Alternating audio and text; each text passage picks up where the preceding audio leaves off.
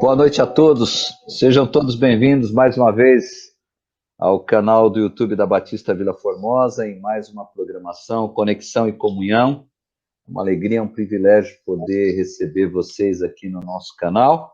E hoje nós vamos tratar de um assunto que é muito atual, um assunto que todos estão debatendo, inclusive o Poder Judiciário, né, os governantes.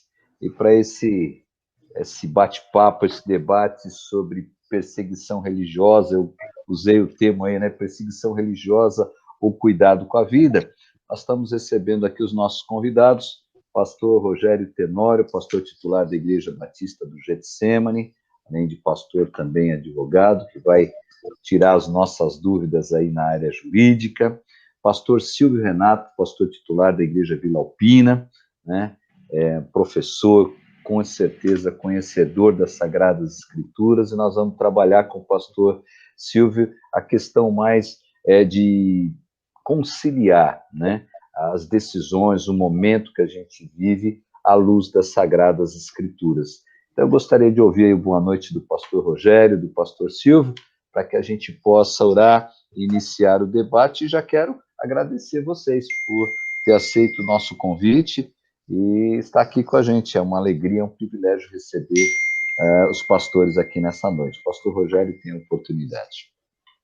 Boa noite, pastor Adilson. Boa noite, pastor Silvio. É uma honra para mim participar desse programa da Conexão e Comunhão da Igreja Batista do Vila Formosa. Agradeço a Deus pela oportunidade e espero, com muita humildade, contribuir com os irmãos aí no que puder. Amém. Pastor Silvio? Eu também agradeço à Igreja Batista de Vila Formosa, ao pastor Adilson, e é um privilégio estar aqui com os irmãos, também com o pastor Rogério. Eu espero que este encontro possa ser de bênção para todos nós. Amém. Amém. Esse é um assunto difícil e polêmico, né? Nós sabemos disso. E aí a gente vem nessa pandemia, já há mais de um ano, igrejas têm culto presencial, depois não têm, são suspensos, retornam. E agora, então, nós tivemos uma decisão judicial, deixando a critério dos governadores e dos prefeitos essa decisão aí, né, final com relação a isso. Isso foi, inclusive, fruto de análise do Supremo Tribunal Federal, que havia tido duas decisões de apenas um dos seus ministros, um favorável e outro contra, e aí o plenário, então, decidiu sobre essa questão. E aí nós estamos vivendo um tempo em que muitos estão falando sobre perseguição religiosa, vemos aí algumas manifestações no último final de semana lá em Brasília, em muitos estados da federação, né? E aí a gente fica naquela questão, né? O que vamos fazer como cristão? Nós estamos vivendo realmente esse direito à liberdade religiosa está sendo tirado, limitado? Como nos comportar diante dessa questão? É sobre esse assunto que nós vamos falar, mas é claro que mesmo que seja assunto atual e que entre até a questão da justiça, nós precisamos antes pedir orientação ao nosso Deus de direção. Eu gostaria de convidar o pastor Silvio Renato para orar nesse instante, e nós já queremos agradecer todo o pessoal que está nos acompanhando aqui, dizer que a partir de agora está aberto o chat, você pode fazer sua pergunta, você pode colocar aqui a sua participação. Quero agradecer o Ricardo, a Conceição, a Marlene, a Kelly que está cuidando aí dessa estrutura para que a gente possa estar mais uma vez aqui no Conexão e Comunhão. Vamos orar, pastor Silvio, e depois vamos iniciar falando sobre o tema dessa noite. Nós te agradecemos, Pai, por esta oportunidade, por estes recursos que tu colocas à nossa disposição. Tu sabes, ó Deus, que nós buscamos a verdade, queremos agir de maneira correta, como bons cidadãos, como bons cristãos. Eu te peço, Deus, que tu estejas nos abençoando, nos iluminando, e a todos os que estão participando deste encontro, que realmente possamos todos ser edificados, abençoados por Ti. Em nome de Jesus. Amém. Amém.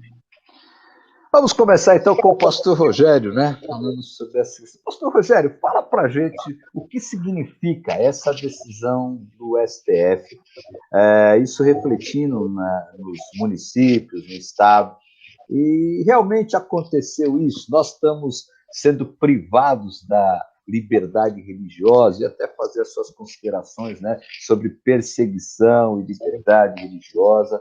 Gostaria de ouvi-lo até, não só como pastor, mas também como advogado. Ok, pastor. A minha posição inicial com relação à decisão, não somente do STF, mas retroagindo do nosso governador, na minha opinião, é uma decisão que está prevendo, em última análise, a preservação da vida. É uma decisão que visa o bem comum, porque a vida está acima de todo o interesse público. A vida está acima de qualquer regime, seja democrático ou outro que vá contra a democracia, mas a vida está acima de tudo. O que existe, na verdade, é uma confusão muito grande de alguns pastores que têm ido na mídia para conclamar a sua congregação, os seus fiéis, para desobedecerem o decreto, principalmente aqui no estado de São Paulo, para desobedecerem o decreto de que não pode realizar cultos presenciais, confundindo o que é perseguição com o que é intolerância religiosa. E essa confusão, infelizmente, muitos cometem, e é natural porque não existe uma divulgação ou esclarecimento da mídia ou dos governantes acerca desses dois conceitos, que eu gostaria de compartilhar com os irmãos e pedir permissão a vocês para falar um pouquinho sobre esses dois conceitos. Eu quero começar com o conceito de perseguição religiosa. O que é a acepção jurídica de perseguição religiosa? Eu escrevi algumas coisas aqui, então eu vou usar a minha colinha aqui para não falar bobagem, tá bom? Perseguição religiosa, meus queridos amigos, é o ato de violência física ou moral, mediante agressão, tortura e até morte. É a proibição não somente de reuniões públicas, privadas, mas também de reuniões públicas dos membros de uma determinada religião. E quando eu digo aqui determinada religião, eu não me refiro apenas aos cristãos, eu me refiro a todas as religiões. Também é a proibição de divulgação da fé. Não é apenas a proibição de cultos presenciais, mas a divulgação da fé através das mídias, seja o WhatsApp, seja o YouTube, seja o Facebook, Instagram, qualquer tipo de comunicação da fé através desses canais, na perseguição, elas são proibidas. É a proibição, por exemplo, de assistência espiritual nos presídios, nos hospitais, em quartéis, até dentro do seio da igreja para os fiéis. Tudo isso é perseguição religiosa. Mas eu gostaria de que os pastores dos amigos fizessem algumas perguntas muito simples para saber se nós estamos tendo perseguição religiosa. A primeira dela é: nós somos proibidos a realizar cultos online? Eu acho que não. Nós somos proibidos a realizar cultos ao ar livre, fora do âmbito, dentro do templo da igreja? Não, não somos. Para vocês terem uma ideia, a Igreja Batista Getsemane, através da equipe de louvor, fizeram reuniões públicas na frente de hospitais para orar e louvar a Deus pela vida das pessoas que estavam internadas nos hospitais e até nas casas de alguns irmãos, na rua, com distanciamento social, com o uso de máscara. Eles fizeram. Não há proibição de você fazer uma reunião pública, desde que haja esse distanciamento social. Outra pergunta que nós devemos fazer: nós somos impedidos de visitar pacientes, e aí eu quero que você entenda o seguinte: paciente que não tem Covid, que está dentro de um hospital, que também não tenha Covid, não existe proibição de nós, pastores, visitarmos esses pacientes. Agora, veja, quando o paciente ele está internado e ele está infectado com algum vírus com potencial contagioso, independente de ser Covid ou não, ninguém pode visitar o paciente, inclusive o pastor. Mas isso não é cerceamento de direito religioso, isso é preservação da vida. E aí não existe a necessidade de haver decreto. Ninguém vai no hospital visitar um paciente que está infectado com uma meningite grave e o hospital vai permitir a entrada de um pastor. Não vai permitir, porque ele corre o risco de ser infectado também. Então, é um cuidado que deve ter. Outra pergunta que nós devemos fazer: somos impedidos de visitar presídios? Não, não somos. Talvez por conta da pandemia, mas em razão do contágio, e não do direito de visitar. Terceira, somos impedidos de fazer campanhas para entregar cestas básicas ou para entregar marmitex nas favelas para as pessoas que estão na rua? Não somos. Nós não fomos proibidos de fazer isso. E estamos fazendo. As igrejas estão cumprindo com seu papel social e estão, além de falar de Jesus, estão entregando cesta básica, estão entregando marmitex, normalmente. Outra pergunta: somos proibidos de pregar o evangelho através da internet, através de missões?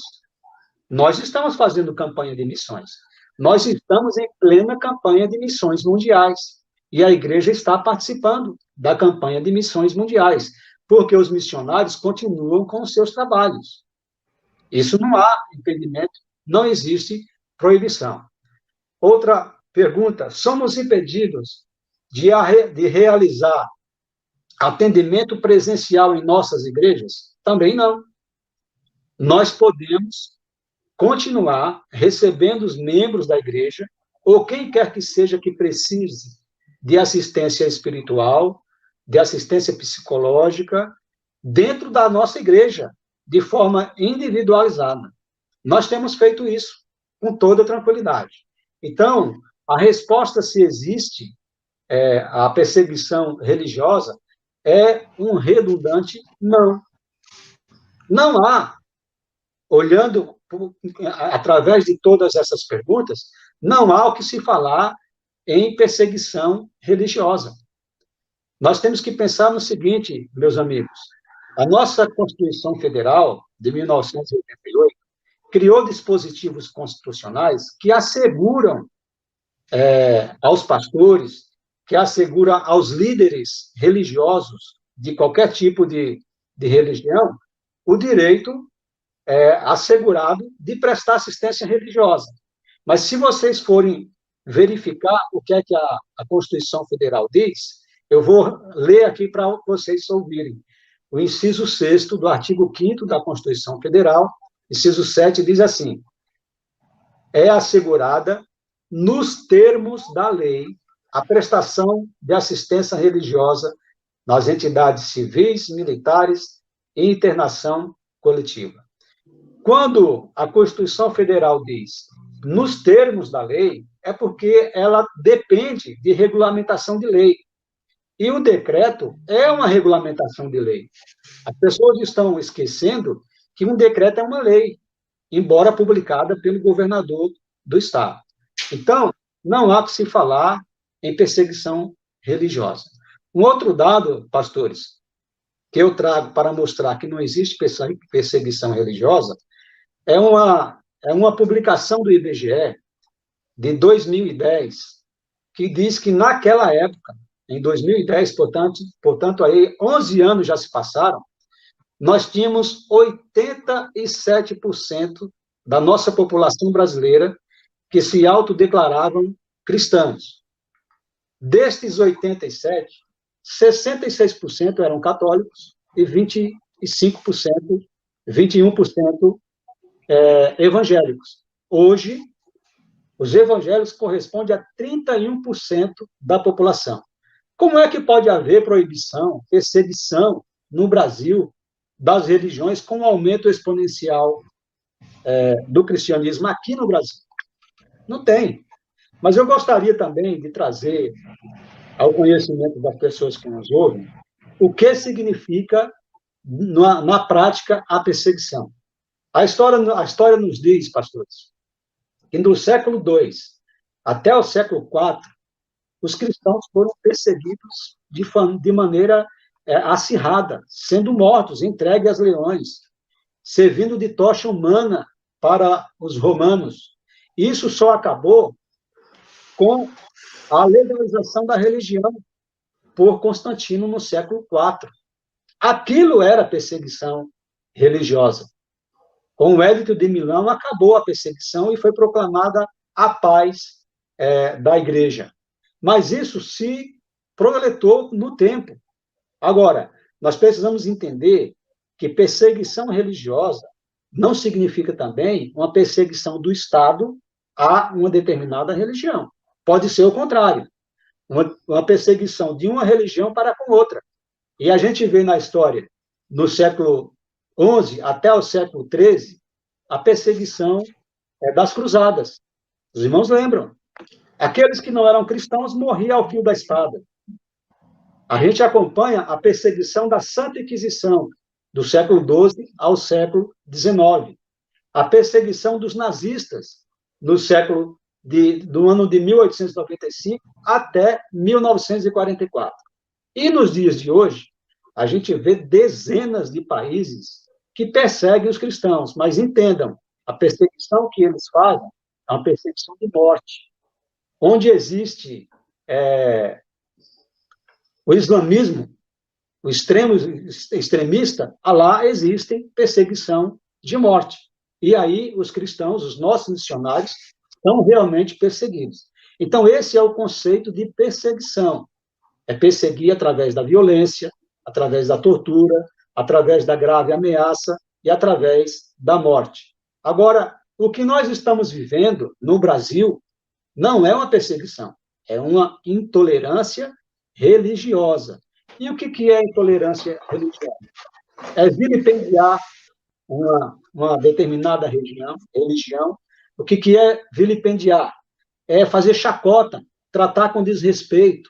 Há exemplo do que nós vivemos há alguns anos atrás, não sei se foi no ano 2019, no ano 2018, agora não me recordo, aquele filme do pessoal das portas dos fundos, que fizeram chacota com o cristianismo. Isso é vilipendiar. Intolerância religiosa é discriminar alguém por ser religioso. E não é discriminar alguém por ser evangélico. É por ser religioso. E religioso é o testemunho de Jeová, é o judeu, é o espírita. Até o ateu é religioso, embora não se declare assim. Porque ele acredita não existir Deus. E se ele acredita não existir Deus, ele manifesta a fé dele. Mas para os pastores terem uma ideia, o nosso país decretou uma lei em 1989, alterada em 1997, que regulamenta de uma maneira muito tranquila a intolerância religiosa. Muitas pessoas não conhecem, mas essa lei existe, para que não haja discriminação, para que não haja, por exemplo, impedimento de acesso a qualquer pessoa que professe qualquer tipo de crença. Então, concluindo, há uma grande diferença entre perseguição e intolerância. Uma coisa não pode se confundir com a outra. O que está acontecendo, pastor Adilson, pastor Silvio, é alguns pastores, de forma equivocada, ir para a mídia e acenderem um pavio num arcabouço de palha que está prestes a incendiar, dizendo que nós estamos sendo covardes, porque nós, pastores, estamos dentro de uma caverna, estamos sendo covardes porque não temos coragem de ir a público e conclamar o nosso povo para ser desobediente. O nosso povo não foi chamado para ser desobediente. Apenas lembrando a esses pastores, o Senhor Jesus, lá em Mateus capítulo 5, versículo 11, ele diz que quando nós formos perseguidos, e eu digo, quando nós formos perseguidos, nós temos que exultar e nos alegrar. Ele não deu a ordem para a gente confrontar o governo, ele não deu a ordem para a gente desobedecer, mas para nós nos alegrarmos e exultarmos. Concluo com essa palavra, pastor. Obrigado, eu acho que essa explicação já deu uma boa clareada para todos, né? E aí a gente vê também, e antes de passar para o pastor Silvio, falando da questão, qual o posicionamento deve ser nosso como cristão nesse tempo, essa colocação do pastor Rogério Tenório é interessante o seguinte, nós não podemos esquecer que o evangelho tem sido mercantilizado. E aí talvez essas correntes, essa dificuldade de hoje, é na questão do culto não presencial, porque com certeza vai refletir na questão financeira e econômica, deve ser levado em conta também. Talvez diante de tudo isso, e aí, por que do nosso programa e trazer o assunto hoje? Para que nós, cristãos, não sejamos massa de manobra, né? E aí, sim, aí vamos ouvir o pastor Silvio Renato com relação às Sagradas Escrituras, com o nosso comportamento de cristão, uma vez que realmente, juridicamente, ficou claro que não está havendo perseguição religiosa, essa decisão não é para cercear o nosso direito a professar a nossa fé. Qual é o seu ponto de vista, Silvio? O que você pode acrescentar nesse aspecto, inclusive falando sobre o nosso comportamento, né? Como deve ser, o qual deve ser. Eu quero aproveitar a palavra do pastor Rogério sobre a intolerância e a perseguição. Eu fiquei sabendo há um tempo atrás que, por exemplo, na Coreia do Norte, uma pessoa se converte e nem a esposa, ou o marido, ou o filho, ou o pai fica sabendo, porque eles podem ser denunciados e sofrerem muitas sanções. Este ano de 2021, eu completo 40 anos como pastor. E antes disso, sempre, desde a minha adolescência, não faz tanto tempo assim, mas eu estou ligado à igreja. Eu, adolescente, já era professor de escola bíblica. E eu digo o seguinte, eu nunca fui perseguido pela minha fé, mas já sofri muita intolerância. Desde a minha infância, eu era o único crente na minha sala. E as pessoas zombavam de mim. Já participei de cultos ao ar livre, em que jogavam bombinhas no meio do grupo. A igreja de Vila Alpina, por muito tempo, era constantemente a gente trocando vidros, porque as pessoas atiravam pedra. Todos nós conhecemos aquele hino do Manuel Avelino de Souza, Temos por lutas passado. E ele escreveu este hino no contexto em que a igreja lá de Niterói, primeira igreja batista de Niterói, foi destruída por católicos. Mas tudo isso tem a ver com intolerância. Intolerância. E eu tenho pensado muito sobre isso, e já há um bom tempo, é que nós corremos o risco de estar dando um tiro no pé. Porque eu não sei se em função do passado, das perseguições, da intolerância que nós enfrentamos como protestantes, a gente parece que agora está querendo tirar uma casquinha. Está querendo, bom, agora é a minha vez. Eu estava fazendo uma pesquisa sobre os alvos de intolerância no Brasil, né? E os irmãos sabem que o pessoal que mais sofre com a intolerância são as religiões afro. Mais de 60% dos casos de intolerância, pessoas que seus locais de culto sendo destruídos, são as religiões afro. Então, eu penso que vai chegar o dia em que a gente vai começar um a tirar pedra no outro. Né? Então, é um sério risco. Eu estava pensando também, Jesus disse, eu vim para que vocês tenham vida, e vida plena. A vida é talvez o mais precioso direito que nós temos. É um direito fundamental e que está acima de outros direitos. Nós temos discutido aqui, por exemplo, fechar, não fechar, a gente precisa trabalhar, a gente precisa colocar comida na mesa, mas temos que convir que a vida está acima do alimento. Né?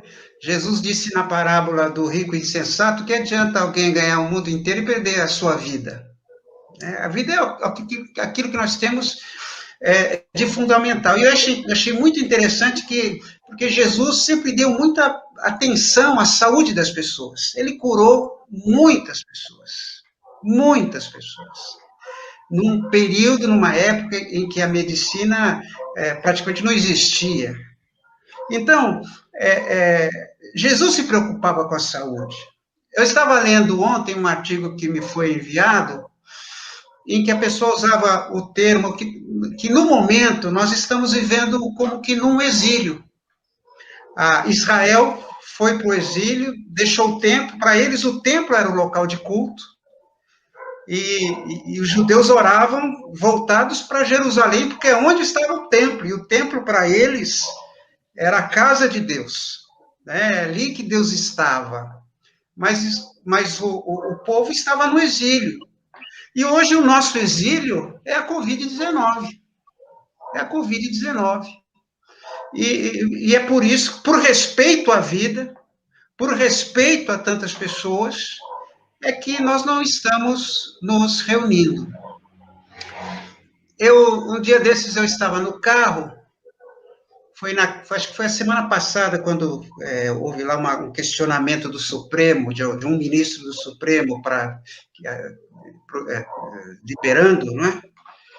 E ouvia um desses do governo dizendo que estão cerceando dos cristãos aquilo que é fundamental, que é o direito de se reunir. E eu fiquei até constrangido pela falta de conhecimento bíblico.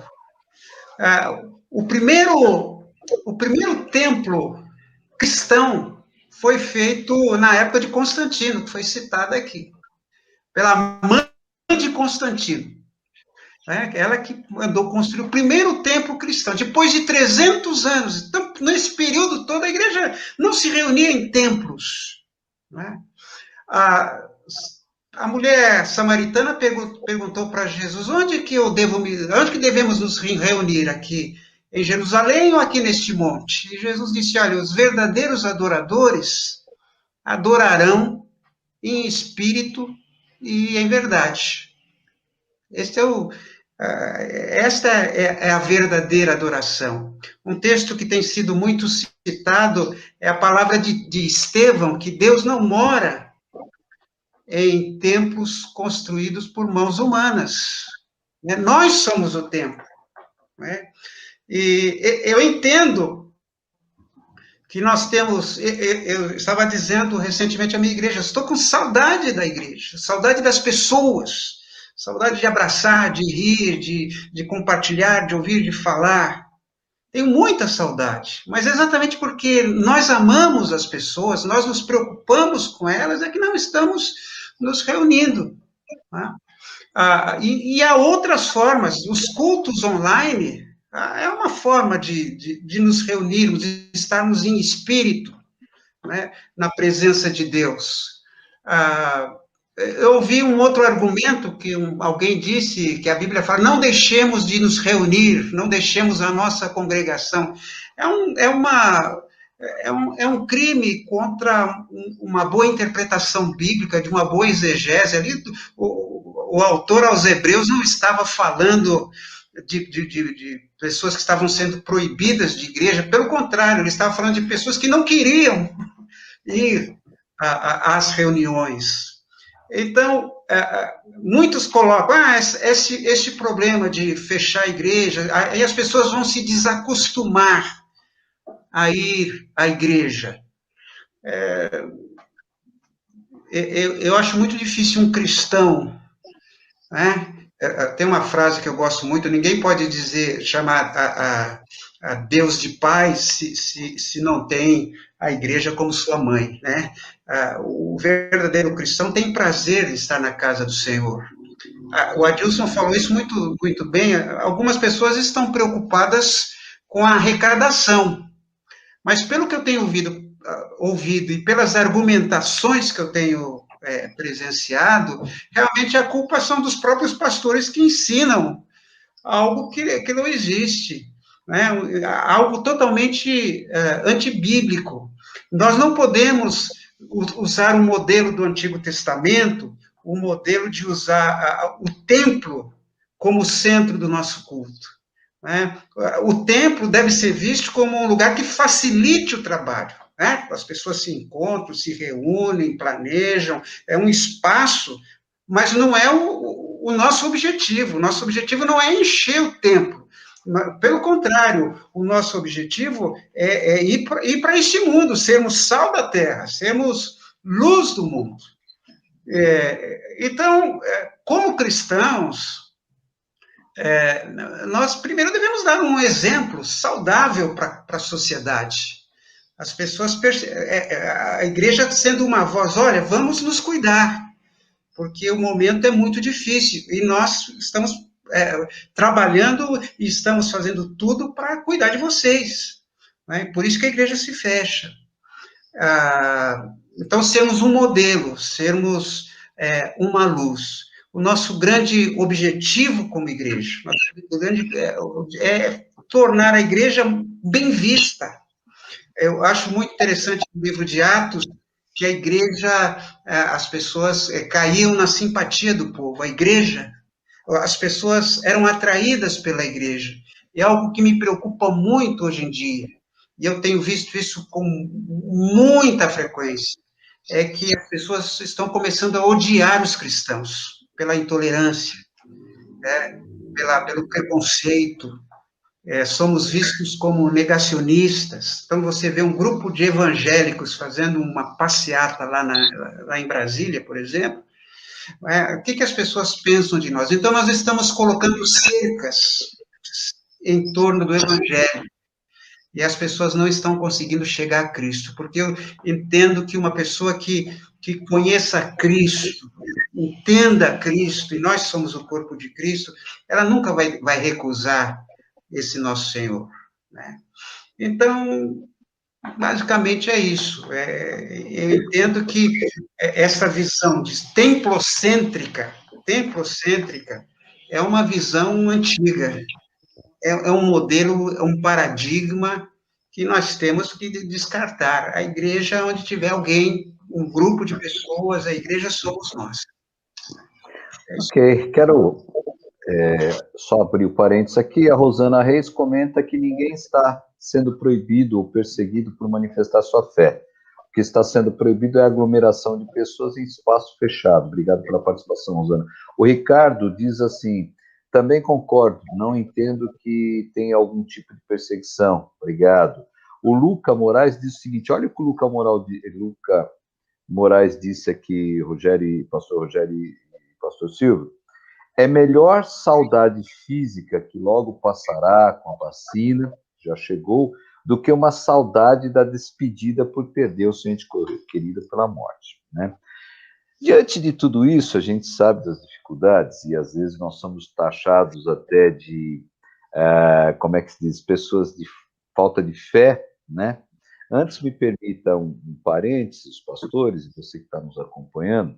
Há pouco tempo, estudando um pouquinho sobre ciências da religião, fazendo um curso de pós-graduação, chegaram relatos e pessoas que estavam pesquisando nos morros das comunidades, das favelas do Rio de Janeiro. Por exemplo, os traficantes tinham algum parente que se converteu, a mãe, a tia, a esposa. O que eles faziam? Eles tinham conhecimento que alguém da família tinha se convertido, né, era evangélico.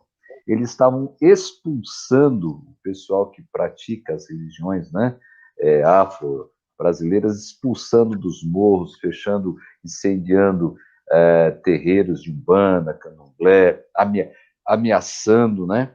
Então, isso está bem dentro do contexto, isso é atual, isso tem acontecido. Está bem dentro do contexto da intolerância, bem diferente da questão de perseguição religiosa. Mas eu quero apimentar um pouquinho, e agora sim, ouvir já os comentários, e agora nós vamos aqui, você que está nos acompanhando também, você pode fazer pergunta, todo o pessoal que está interagindo, está conectado com a gente pelo canal do YouTube, eu quero agradecer a Cláudia, a Edivânia, a Gislaine, a Sidneia, a Milka, o Ailton, o pastor Ailton está acompanhando com a gente também, a Wagner Gatz, a Marlene, todos, vocês podem fazer perguntas a partir de agora também, que nós estamos aqui para procurar responder. Mas eu quero colocar para os nossos convidados o seguinte, nós sempre ouvimos isso, e com todo respeito ao pessoal da ala pentecostal, neopentecostal, que os históricos ou os chamados tradicionais não têm fé e não acreditam, e aí surge essa questão do negacionismo, né, que muitos embarcaram nessa. Eu pergunto a vocês, qual é o papel do líder, como têm os líderes se comportado nessa questão? Porque, me permito aqui, eu vi agora motivo de chacota na mídia e nas redes sociais, de 2 líderes religiosos que disseram que o pessoal podia ir para as igrejas, que era uma gripinha, era alguma coisa, mas eles foram recentemente, semana passada, vacinados lá nos Estados Unidos, mais precisamente no estado da Flórida. Então, faço o que eu mando, mas não faço o que eu faço. E aí eu pergunto, a gente fica aqui, e aí as nossas ovelhas, o pessoal que está na igreja, também cobrando, às vezes, alguma coisa. Mas olha, precisa ter fé também. Eu gostaria que vocês comentassem um pouco, e vou dar um tempo para cada, como conscientizar os cristãos para saber sobre a fé, sobre a prudência, né? Há uma confusão, e saber como é que nós podemos demonstrar essa fé, mesmo obedecendo hoje o decreto de não ter culto presencial. Agora eu vou inverter, começo com o pastor Silvio, fala um pouquinho sobre isso, Silvio, mas só me permita aqui, o Leonardo Peixoto está dizendo o seguinte, queridos, pessoas morreram para que o Estado não interfira na religião. Eu pergunto, é o Estado que decide como a igreja vai cultuar? É o Estado que decide se é online ou não? Eu defendo que é a igreja que decide. Então, só um parênteses aí, Silvio, segura aí. Vou passar para o pastor Rogério. Responde aí o seu amigo advogado também, o Leonardo Peixoto, que faz essa questão, né? Vou repetir. Queridos, pessoas morreram para que o Estado não interfira na religião. Eu pergunto, é o Estado que decide como a igreja vai cultuar? É o Estado que decide se é online ou não? Eu entendo que a igreja decide, não o Estado. Fala um pouquinho sobre isso, Rogério. Existem 2 competências distintas, pastores, que não devem jamais se misturarem. A igreja, a competência da igreja e a competência do Estado. A competência do Estado, como guardião de nossos direitos, no qual está incluído a vida humana, é de preservar a vida. No Brasil, não existe pena de morte, justamente porque o nosso Estado, a nossa Constituição, entende que a vida é o bem mais valioso que um homem pode ter. Então, como guardião dos nossos direitos, e o maior deles, o direito à vida, o Estado tem a obrigação de regulamentar uma situação que nós estamos vivendo de difícil controle. E aqui eu quero dizer ao colega que se manifestou que a situação que nós estamos vivendo, Leonardo, me perdoe, que a situação que nós estamos vivendo, meu colega, irmão, é uma situação que nenhum presidente, nenhum líder mundial tem controle. Eu ouvi um pastor falar na mídia essa semana, a semana passada, se eu não me engano, que nós não estamos vivendo num estado de guerra a ponto de se proibir os cultos. E eu quero dizer aos irmãos que eu concordo com esse pastor. Nós não estamos vivendo num estado de guerra. Porque quando se vive num estado de guerra, você conhece o inimigo, você enxerga o inimigo, você sabe como se defender, você sabe como atacar, e você conhece os seus aliados, porque isso se torna público. Nós estamos vivendo numa situação além guerra. A situação é muito pior do que uma guerra, porque o vírus não tem aliado. O vírus não se mostra. Nós não sabemos como nos defender, muito menos como atacar.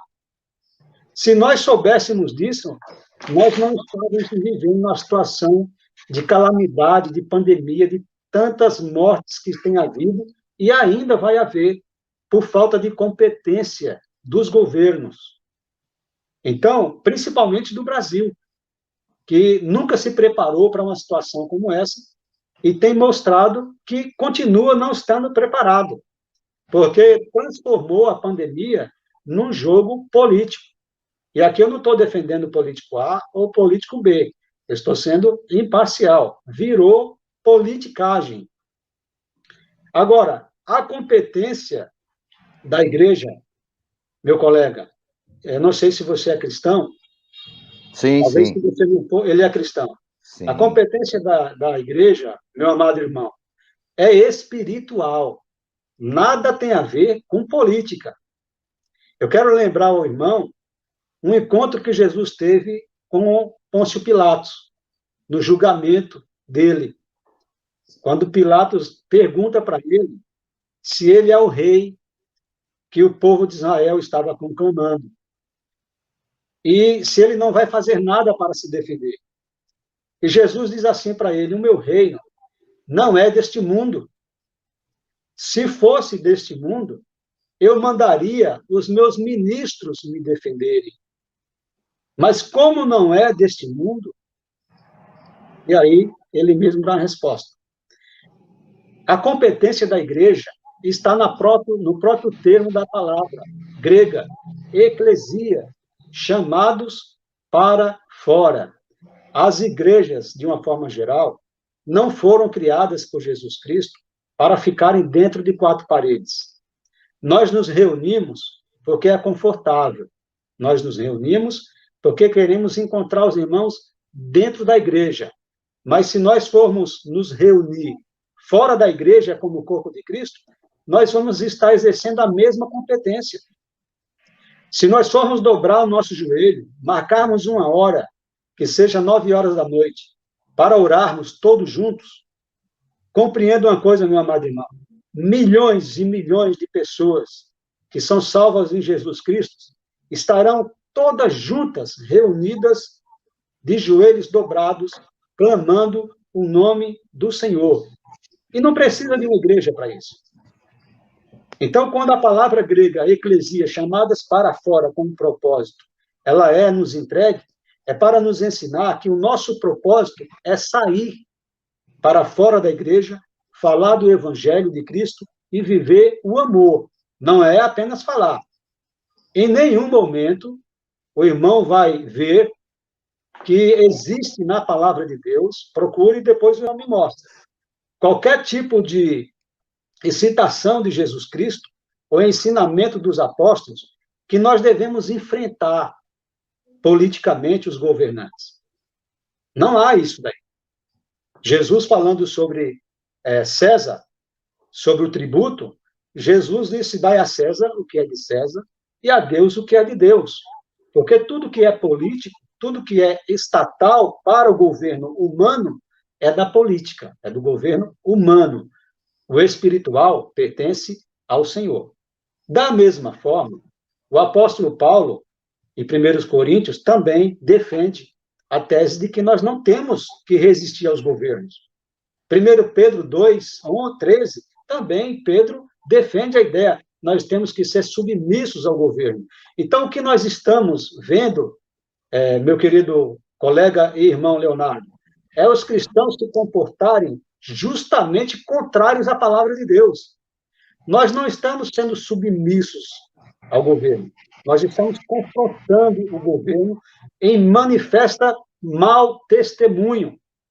Nós estamos nos igualando, para o irmão ter uma ideia, às pessoas que participam de baile ilícito, baile clandestino. Nós estamos fazendo a mesma coisa. Quando nós dizemos não para um decreto estadual ou para uma lei federal, nós estamos nos equiparando ao grupo de irmãos que contrataram um ônibus e foram fazer um culto dentro do ônibus para mostrar ao governo que nós podemos resistir ao governo. Isso, meu querido irmão, é antibíblico. Nós não precisamos contratar um ônibus para enchermos o ônibus e dizermos assim, olha, nós estamos aqui para desobedecer. Nós podemos fazer um culto ao ar livre, onde não haja, onde possa haver distanciamento social. Já pensou nisso? Nós não precisamos fazer uma manifestação, como o pastor Silvio falou, lá em Brasília, todo mundo aglomerado, todo mundo junto, a maioria sem máscara, para dizer que nós temos uma voz.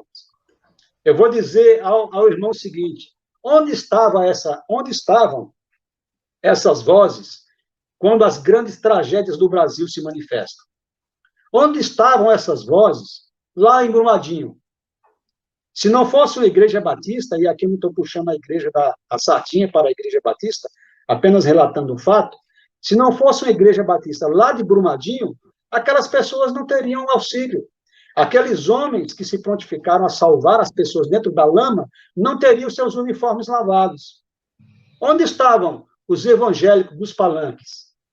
Então, meu irmão Leonardo, é muito fácil vestir uma gravata, pegar um microfone e falar um monte de bobagem e ser antibíblico mesmo sem intenção.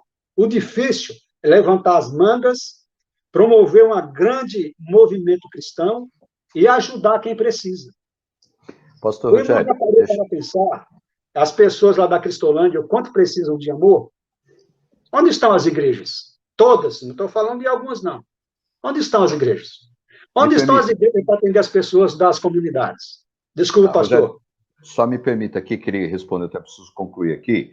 Ele diz o seguinte, o Leonardo, quero agradecer ao Leonardo, já vou citar aqui o comentário do pastor Flávio, da Paula Miller, que também é advogada.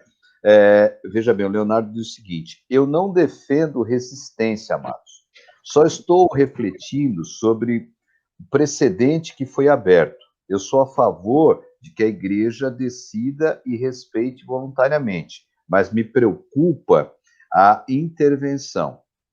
Queridos, sou a favor do fechamento, mas me preocupo. Só me permite um pouquinho, Rogério, colocar também uma questão seguinte.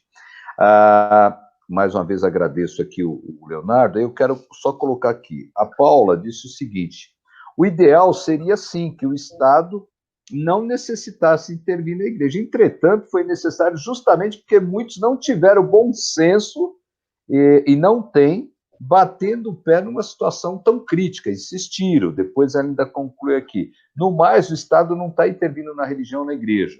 O Estado, em caráter excepto, está intervindo diretamente na vida privada, no direito de ir e vir. Não é pontual. Pastor Flávio diz assim, principalmente no momento que devemos ter o mesmo pensamento de preservar vidas.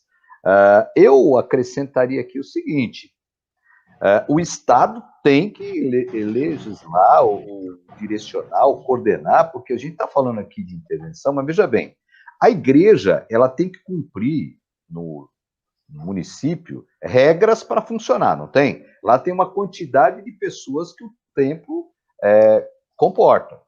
Se passar disso, uma hora vai chegar alguém lá, aconteceu, vai interditar. O Estado vai por quê? Há uma necessidade. Num paralelo, claro, guardadas as devidas proporções, porque se você enche um templo de gente que não tem saída de emergência, não tem extintor, acontece um curso, vai morrer muita gente. Não sei se aí a gente poderia também, Rogério, fazer volto a repetir, guardado as devidas proporções, um paralelo seguinte. Se hoje você lota a igreja e todo mundo fica infectado, como aconteceu já no estado do Paraná e aqui em São Paulo, quer dizer, o estado vai ser omisso? Então, eu acho que é aí que a gente tem que pensar. A situação é a mesma. Se você tem lá, a capacidade do templo é de 200 pessoas, você coloca, como a Paula colocou aqui, 400. O Estado tem que intervir, preservar a vida. Se a liderança, a igreja, não sentiram isso, vai entrando gente, ué, o Estado vai intervir como vai intervir num estádio de futebol, tem que ter a lotação, vai intervir num teatro. Então, a gente poderia também levar para esse lado. Houve essa decisão, não de intervenção, mas para preservação da vida. Porque não é a superlotação, mas estando hoje reunido em aglomeração, nós vamos ter a contaminação. E eu entendo que aí depois nós seremos os primeiros, né, a reclamar por que não houve fiscalização. Vocês lembram quando caiu o teto da igreja Renascer em Cristo na Lins de Vasconcelos? O que foi? O que sobrou para a prefeitura? Por que não fiscalizou? Por que outras denominações, inclusive, questionaram isso do poder público? Então, claro que guardado as devidas proporções. E outra coisa que eu queria esclarecer aqui, Rogério, o pessoal que está acompanhando, é o seguinte: o STF não decidiu proibir nada. O STF diz o seguinte: a competência sim está autorizada, a gente reconhece competência do prefeito e do governador, não foi isso? Vocês podem tomar decisão. Essa foi a decisão do Supremo. O Supremo não tratou de fechamento e abertura de templo, de culto presencial. Aí me corrija, pastor, se eu estiver errado. O que ele decidiu é que o Estado e a prefeitura pode legislar nesse aspecto e nesse sentido. Prova é que a prefeitura aqui de São Paulo decidiu que os templos não devem reunir. Pode ter outro Estado, outra prefeitura que decida o contrário, né? Então, só esse esclarecimento antes de passar para o Silvio. A Rosana Reis coloca aqui também: mais de 3 mil vidas estão sendo ceifadas por dia, devido à pandemia mundial que nos assola. É momento de sermos igreja e não de estar na igreja. Olha aí, é momento de ser igreja e não de estarmos na igreja, tá? Mas conclua aí, pastor Rogério, com essas perguntas também que eu fiz, para passar para o pastor Silvio também dar o ponto de vista dele. Só concluindo e deixar meu irmão e colega Leonardo com o coração em paz, viu, meu irmão? Se eu cometi o erro de acusar o irmão, me perdoe, tá bom? O medo não foi o meu intuito, e meu objetivo não é imputar ao irmão a afirmação que o irmão não tenha falado, tá bom? Eu só passei aos irmãos o que realmente acontece.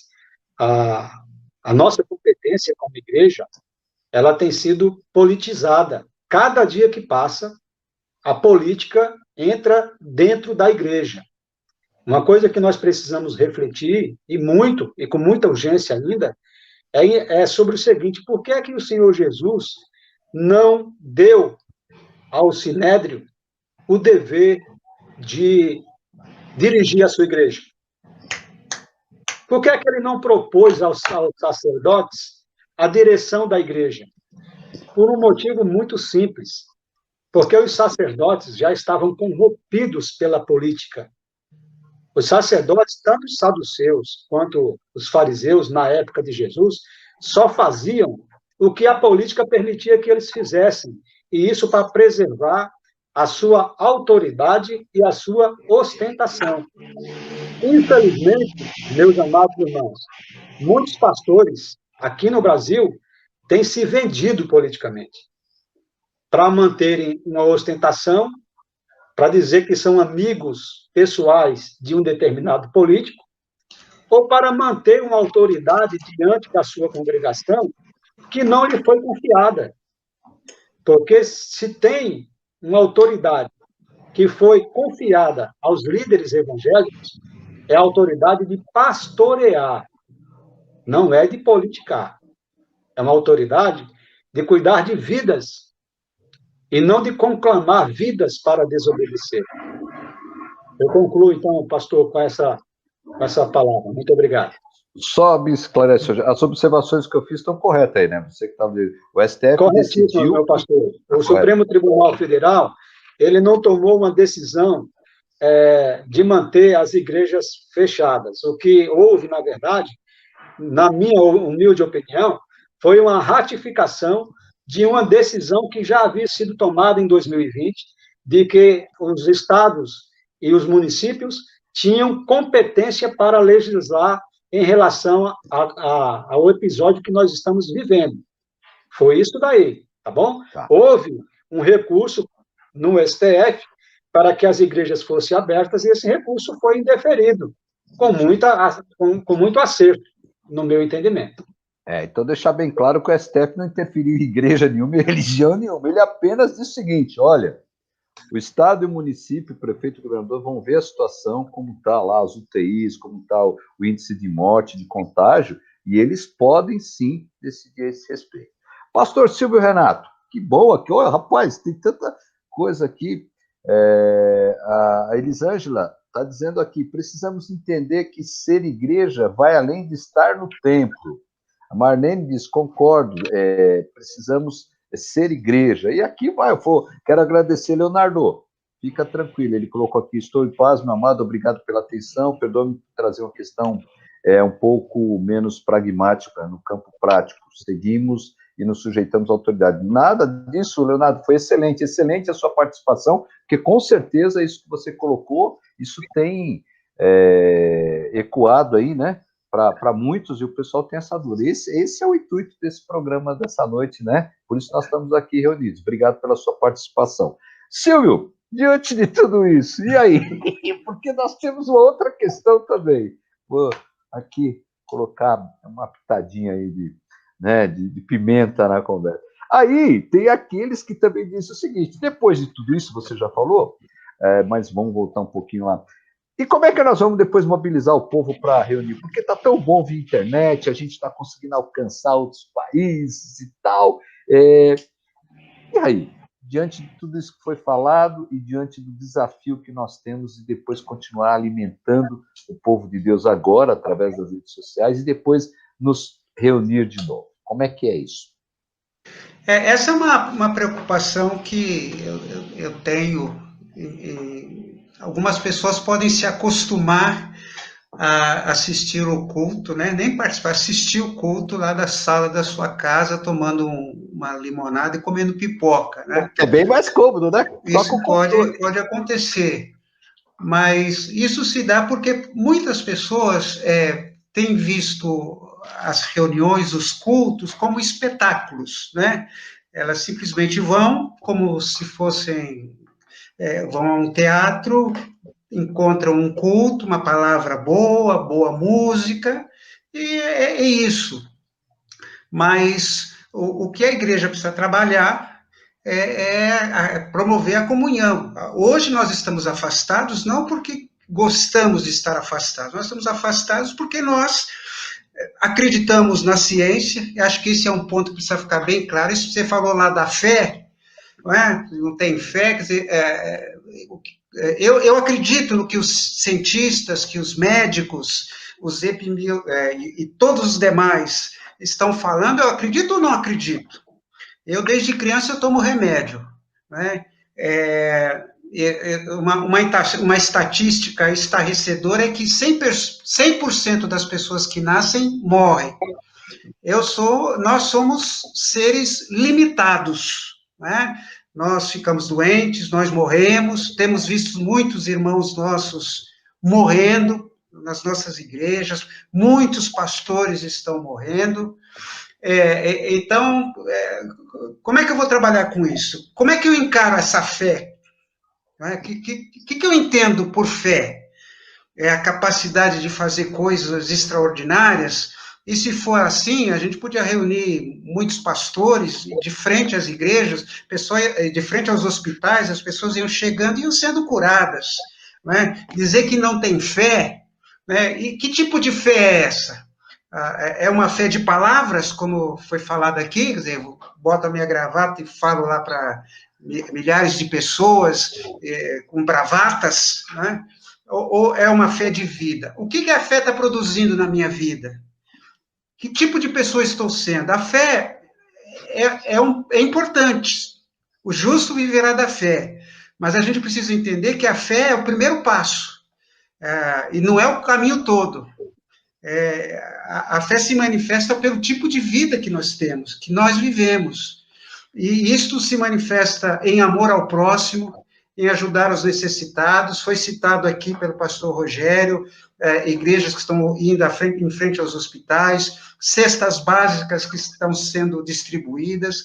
Aqui na igreja de Vila Alpina, toda semana vem alguém pedir cesta básica, já traz outra pessoa, já indica, e muitos membros da igreja estão doando produtos.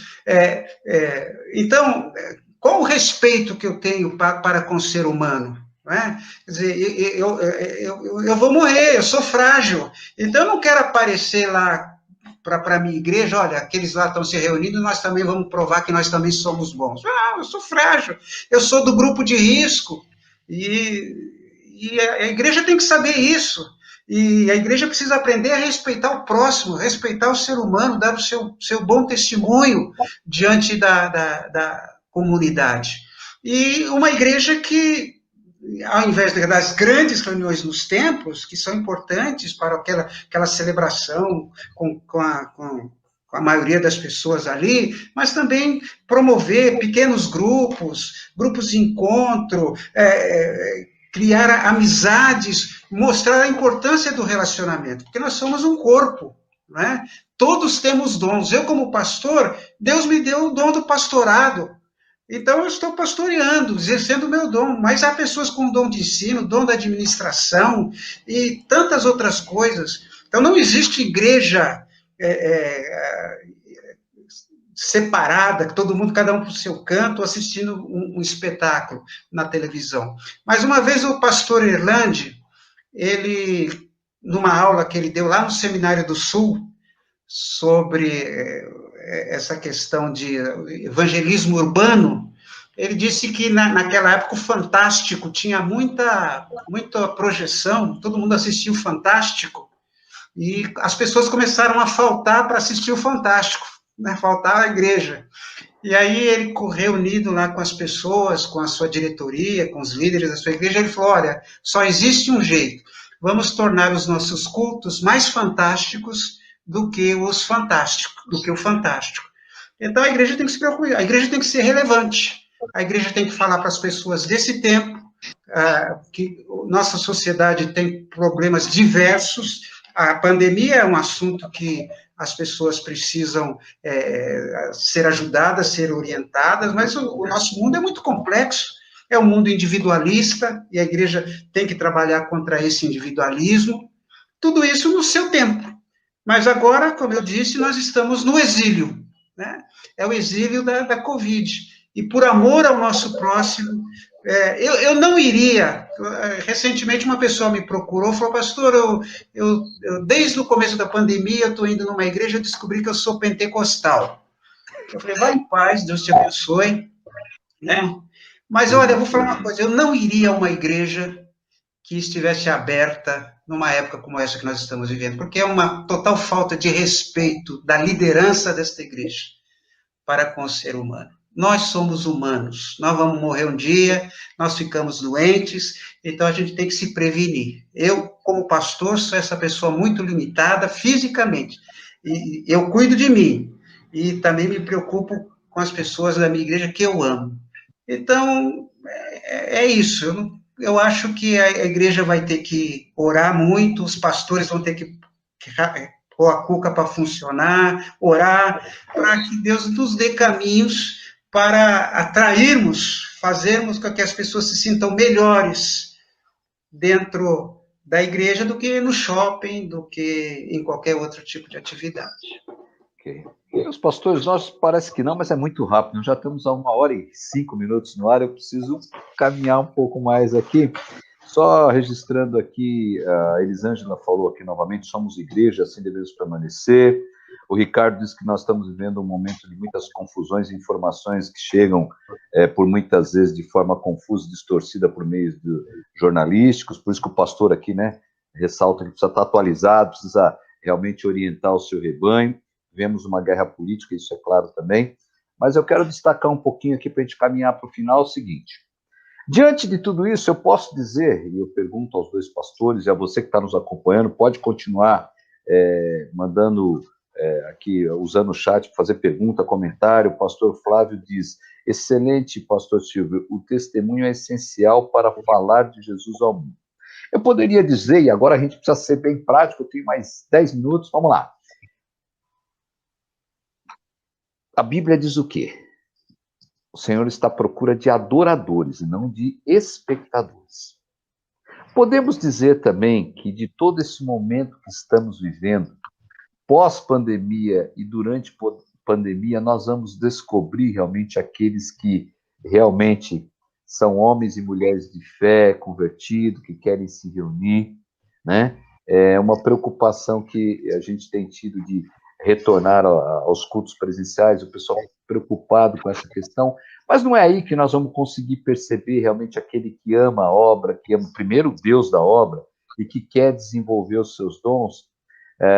Isso não vai ficar, está ficando mais latente, mais transparente, mais claro, porque tinha aquele pessoal que já estava ali no meio termo, né? Agora, com o culto online, então, vocês entendem, os dois pastores, começando pelo pastor Rogério, e aí sendo bem breve, que realmente nesse período nós estamos conseguindo perceber, ou vamos ter no futuro realmente essa questão de talvez muitos abandonarem, mas aqueles que... Abandonar no aspecto presencial, estou falando, tá? A gente falava muito dos desigrejados, né?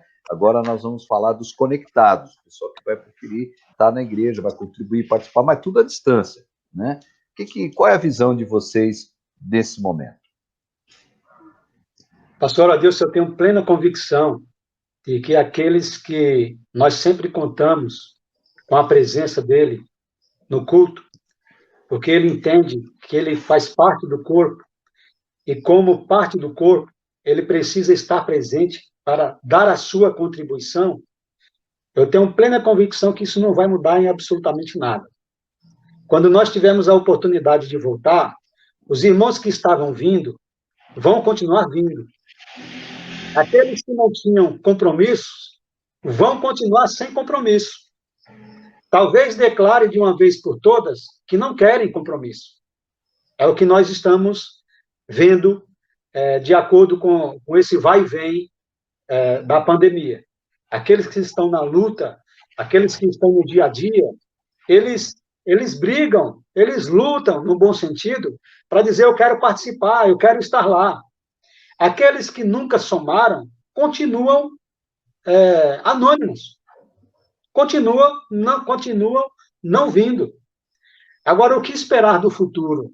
Eu acho que a igreja do futuro, na minha concepção, é uma igreja que vai aprender com os erros, aprender com as dificuldades.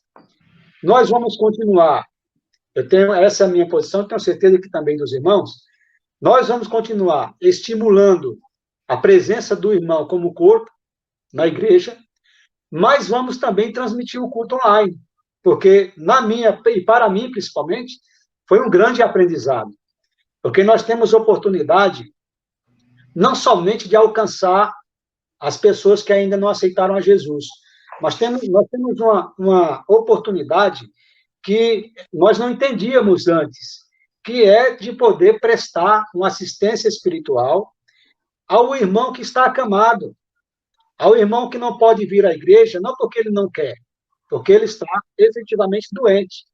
E aí, com a realização do culto sendo transmitida, esse irmão, ele participa do culto, mesmo não estando na igreja. Isso é importante. Uma outra característica do futuro que eu vejo, pastores, é o seguinte: nós sabemos que nós chegamos aqui no Brasil, como batistas, em 1882. Passamos por muitas lutas e conhecemos tudo isso graças ao Jornal Batista, que nos seus anais registraram tudo isso. A internet, a mídia digital, de uma forma geral, no futuro, será um registro de todas as nossas atividades, de todos os nossos trabalhos, da nossa história. Daqui a 100 anos, as pessoas não vão poder somente ler o que nós vivemos. Elas vão poder ver e ouvir. Então, nós temos que aproveitar essa deixa e levar para o futuro tudo que for de bom, tudo que for positivo, sem abrir mão dos nossos princípios. Essa é a minha palavra, pastor. Obrigado, pastor Rogério. Pastor Silvio, mesma linha, o que esperar aí do futuro? Quando começou a pandemia, eu me lembro que lá na igreja, a secretária da igreja chegou lá, pastor, o que nós vamos fazer agora? A igreja fechada, né? E ela falou, agora a gente vai à falência, né? E é lógico que é uma brincadeira, mas uma surpresa assim, extraordinária que eu estou enfrentando é assim, por exemplo, a fidelidade. Vamos falar, por exemplo, dos dízimos e ofertas. Aquelas pessoas que sempre contribuíram, continuam contribuindo, continuam se interessando, ao ponto de a igreja, nós estamos realizando um sonho, uma necessidade nossa de muito tempo, que é instalar o elevador na igreja. Estamos fazendo nesse período de pandemia, estamos fazendo algumas melhorias na igreja. Por quê? Porque as contribuições financeiras se manteram estáveis. Quem não contribuía, continua não contribuindo. Mas quem contribuiu, continua contribuindo. Então, isso é um aspecto muito bom. Concordo plenamente com o pastor Rogério de que quem ama a igreja, e há pessoas que demonstram esse amor pela igreja, vão lá para levar produtos para a cesta básica, mandam suas ofertas, assistem os cultos online, elas mandam mensagens. Essas pessoas vão continuar, não é? Mas essa nova época que nós vamos viver, nós vamos realmente ter que aproveitar os recursos. Para nós, o culto online, ele foi um aprendizado muito grande. A gente tem tido um alcance grande, pessoas em outros estados participam dos nossos cultos online. Nós recebemos diariamente pedidos de oração, não é? Pessoas que estão interagindo com a igreja. Então, um dos nossos projetos é, por exemplo, investir em equipamentos, porque queremos realmente também continuar transmitindo cultos online com equipamentos sofisticados, adequados, para irmos o mais longe possível. Ainda que ontem, nesse artigo que eu mencionei no início, o pastor estava dizendo que é algo para se pensar. Ele falou, a primeira coisa que nós vamos fazer quando a igreja voltar a se reunir é proclamar um jejum de internet, um jejum de culto presencial, de culto online. Quer dizer, deixar lá um período para as pessoas só irem à igreja, para elas sentirem novamente aquele gostinho, aquele prazer de estarem juntos. Mas, evidentemente, depois voltar aos cultos online. Então, eu não acredito que... talvez seja mais fácil algumas pessoas se acostumarem a ficar em casa mesmo, que se acomodarem, mas se a gente conseguir fazer do culto uma experiência relevante, com mensagens relevantes, com músicas relevantes, respondendo às perguntas que a nossa geração está fazendo, atendendo às necessidades da nossa geração, nós vamos atrair muitas pessoas, porque há uma sede de Deus. E a pandemia revelou que as pessoas têm sede de Deus, têm fome de Deus. As pessoas estão angustiadas, estão passando por crises existenciais, desde crianças. Então, a gente vai poder aproveitar todo esse tempo e a igreja vai atingir assim, um patamar superior. Eu não tenho a menor dúvida disso. Amém. Ok, pastor Silvio. Me permita agradecer, só avisar aqueles que estão nos acompanhando. Deixa eu ler aqui os comentários da Paula. Ela acredita que muitos estão sedentos da palavra de Deus e quando voltar ao normal, as igrejas nós vamos precisar estar aptos para o acolhimento. Elza da Silva, boa noite, obrigado por participar. E Divânia diz que não vejo a hora de voltar os cultos para ela participar.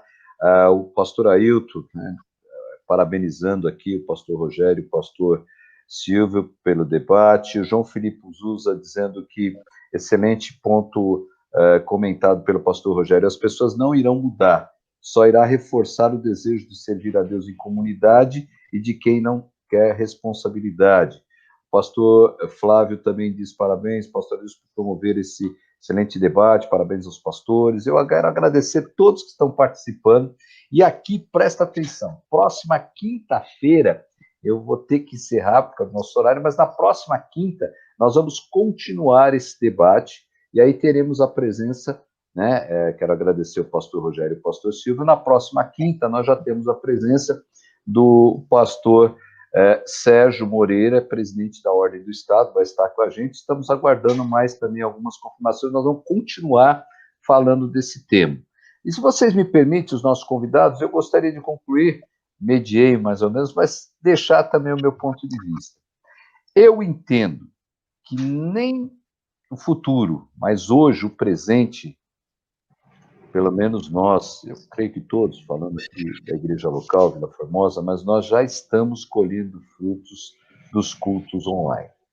Nós chegamos em outros países, nós chegamos em outros estados, como o Silvio falou, nós chegamos em lares. Você já havia pensado, por exemplo, uma pessoa hoje que está na cama, ou está cuidando de gente que... e nunca podia acompanhar culto. Me lembra que foi um dilema, né? Vamos ministrar ceia online ou não? Aí, vamos ministrar online. Hoje, essas pessoas podem interagir, participar. E eles não estavam presentes, não é porque eles não queriam. Alguém que sai do seu trabalho, por exemplo, geralmente os cultos aí padrão 19, 20 horas no domingo, né? Se você pegar o pessoal da área de segurança, de saúde, de shopping, como é que eles vão assistir culto? Não dá, ele chega em casa, está gravado, ele vai assistir. Você pode ver, não sei se vocês têm acompanhado, às vezes os acessos às nossas programações, elas disparam depois, inclusive. Porque a pessoa não pode estar acompanhando naquele horário que a gente determina, naquele horário que nós nos reunimos. E ele, então, consegue depois. Então, isso já está sendo maravilhoso. Com relação a estar presente na igreja, né, voltar ao culto presencial, eu não tenho dúvida, e aqui acho que a Paula citou isso, né, que, na realidade, eu entendo que nós vamos ter um acréscimo de pessoas. Porque aquela pessoa que fazia também uma ideia errada, né, ele não conhecia como eram os cultos, como a igreja se reunia, como é que a igreja fazia essa missão de solidariedade, de ajuda ao próximo. Nós aqui na associação, né, Convidas Não Se Mexe, distribuímos cestas. Esse dia eu fui levar minha mãe para vacinar, a pessoa lá como é que é, da área de saúde, lá do posto de saúde, me lembrou, pastor, quero agradecer, vocês trouxeram aqui os protetores sociais. Então, eles começaram a conhecer também esses projetos, que a igreja não é só estar lá dentro. Então, eu entendo que é o momento da gente aproveitar, agradecer a Deus nesse aspecto, é claro, estamos nesse momento de exceção, mas a oportunidade e o próprio direcionamento que Deus nos deu, a igreja que nunca tinha nem transmitido nada, hoje estão aí, independente da quantidade de membros, cada um da sua forma, com mais estrutura, menos, não importa, mas estão transmitindo. A gente está atingindo de uma forma... Vocês já pensaram como o evangelho se expandiu no mundo e no Brasil? A gente tinha que mandar o missionário lá no Amazonas, hoje todo lugar tem internet, eles estão acompanhando o culto. Nós estamos chegando com uma rapidez muito maior. Então, eu entendo que é um momento de exceção, é um momento difícil, concordo com os nossos convidados, concordo aqui com... não dá para... muita gente falando aqui, não dá para citar todos, mas concordo, não existe perseguição religiosa. Nós temos que ter a consciência, quando nós entendemos que deve ter, vai abaixar os números aí, vai passar, nós vamos retornar. Nós estávamos reunidos quando era permitido, cumprindo isolamento, não tivemos, graças a Deus, nenhum contágio fruto de encontros na igreja, mas o bom senso, né, a prudência e a sabedoria que Deus nos dá também deve ser levado em conta. Entendo que é momento, sim, de continuar pelos cultos online, não é momento de reunir presencialmente. Essa coisa de perseguição, isso parece aquelas coisas de, como é que é lá, efeito de conspiração, não existe isso. Se houver, nós vamos nos unir, vamos lutar contra no aspecto da oração, da legalidade, mas não é momento. E eu entendo que o futuro que nos aguarda é o seguinte, se preparem, pastor Silvio, pastor Rogério, você que está acompanhando a gente, porque muitas pessoas vão chegar, aqueles que estavam até, não quero saber de igreja, né? Hoje já muda, talvez aqueles desigrejados começaram a assistir cultos que eles entendem, olha ali, tá vendo? Deus está falando, e há essa retomada. E aqueles que estavam acomodados, pode ser que continue acomodado, eu duvido, né? Porque na hora de pedir oração e sentir o momento que está passando, todo mundo se uniu. Outro fato que eu quero concluir: nunca se orou tanto, não sei aí na igreja de cada um de vocês, os batistas, vou falar dos batistas, nunca nós oramos tanto, porque a forma de oração era de quem? Do pentecostal e do neopentecostal, os históricos não. Hoje está todo mundo orando, nunca se viu falar tanto de clamor, de oração. Então nós precisamos também olhar por esse prisma, orar, olhar, ter esse olhar também. Mais uma vez, agradeço a todos, Nancy, Eunice, Conceição, a Edivânia, a Vilma, dá para citar todos. Pastor Rogério, muito obrigado, que Deus continue abençoando a sua vida, a sua Sempre família, à disposição, confortando a família, né, pela perda, mente querido, nesse período, continuamos orando pelo pastor, que Deus abençoe você lá, sua família, na Igreja Batista do Getsemane. Amém. Por favor, dá o endereço aí da sua igreja, para aquele pessoal que está nos acompanhando aqui, mora lá perto, quer fazer uma visita. A Igreja Batista Getsemane, ela fica no Parque Santa Madalena, próximo ao Jardim Sapopemba, Rua Murucuia 267. Rua Murucuia 267, do ladinho do Terminal Sapopemba. Aí, quando retornar, faça uma visita lá. Por enquanto, é só digitar lá Batista Getsemane, você consegue achar hoje lá o YouTube, todas as redes sociais. Pastor Silvio, quero também aí, endereço da sua igreja, agradecer, Deus continue abençoando, Deus continue usando o pastor, a sua família. Obrigado por participar conosco nessa noite. Eu que agradeço, foi muito edificante, muito gostoso essa conversa. Espero ter outras oportunidades. Com certeza. Qual é o endereço da Igreja Vila Alpina? A Igreja de Vila Alpina, por coincidência, fica em Vila Alpina, Rua Iguará, 907. Tá aí. Quando retomar, então, hoje é só procurar lá a igreja. É a Igreja Batista Vila Alpina, né, Silvio? Igreja Batista de Vila Alpina. Obrigado mais uma vez. Quero agradecer a todos vocês que estão nos acompanhando até agora. Foi, nossa, realmente não dá aqui para falar todos aqui. Acho que foi um dos programas que mais teve acesso em tempo real. Agradeço a todos. A Batista Vila Formosa continua com as nossas programações todas online.